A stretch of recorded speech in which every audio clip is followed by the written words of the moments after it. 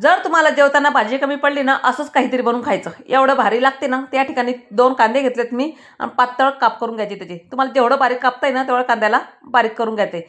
आता या ठिकाणी मी 2 कांदे घेतले, तुम्ही 3-4 किती घेऊ शकता। हातानंच लगेचच मोकळे करून घ्यायचे कांदे। या ठिकाणी कोथिंबीर स्वच्छ धुतली, ते पण लगेच कट करून घेऊयात।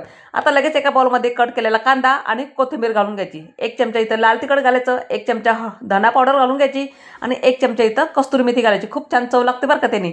आणि अर्धाच लिंबू इथं पिळून घालायचं। सर्व मिश्रण आपल्याला एकजीव करून घ्यायचं।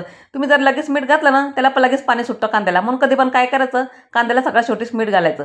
आता उरलेली कणिक होती माझ्या ते थोडीशी जाडसर लाटून घेतली आणि नंतर त्यावर आपलं कांद्याचं जो मिश्रण होतं त्यावर ते घालून घेतलं। चवीप्रमाणे मीठ घातलं, म्हणून आपण सगळ्यात शेवटी तर मीठ घातलंय, कारण कांद्याला लगेच पाणी सुटलं असतं ना। कधी पण काय करायचं, मीठ सगळ्यात शेवटीच घालायचं।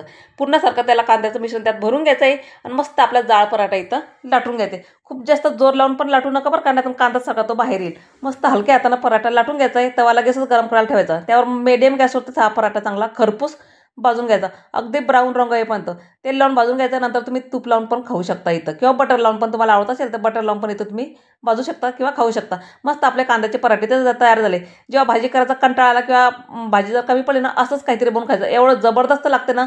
एकदा करा आणि मला सांगा कसा झाला। व्हिडिओ आवडला असेल लाईक नक्की करा। तोपर्यंत बाय बाय।